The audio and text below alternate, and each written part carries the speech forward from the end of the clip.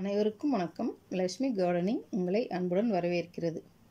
இன்றைக்கி நாம் சிறுகீரை ஹார்வெஸ்ட்டை பற்றி பார்க்க போகிறோம். இந்த சிறுகீரை ஹார்வெஸ்ட்டுக்கு முன்னாடி விதையை எப்படி விதைக்கணுன்றதை பற்றி, அதுவும் மாடி தோட்டத்தில் எப்படி சிறந்த முறையில் கீரை விதைகளை விதைப்பதுன்றதை பற்றி 2 மெத்தடு சொல்லியிருப்பேன்.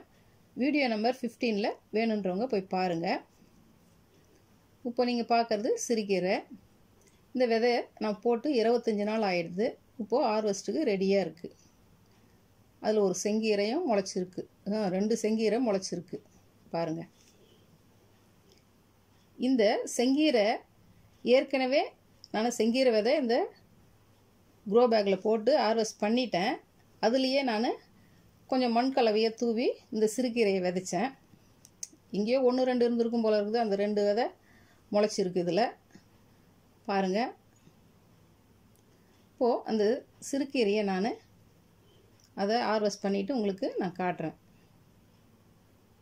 இந்த சிறுகீரை எப்போ வேணால் நாம் விதைக்கலாம். இதை வேரோடு பிடுங்கி அதில் கீரையை மட்டும் எடுத்துகிட்டு நம்ம கடையணும்.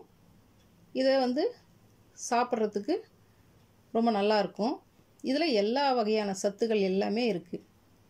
அதுவும் சிறுநீரக சம்பந்தமான நோய்கள் தீர்றதுக்கு இந்த சிறுகீரை ரொம்ப சிறந்ததுன்னு சொல்கிறாங்க. இந்த சிறுகீரையை பருப்பு போட்டு கடைஞ்சியும் சாப்பிட்லாம், கூட்டாகவும் செஞ்சு சாப்பிட்லாம். சின்ன குழந்தைங்க சாப்பிட்லன்னா இந்த சிறுகீரையை போண்டா மாதிரி போட்டு கொடுக்கலாம். சின்ன சின்னதாக கட் பண்ணி போண்டா மாதிரி போட்டு கொடுத்தா அழகாக சாப்பிடுவாங்க.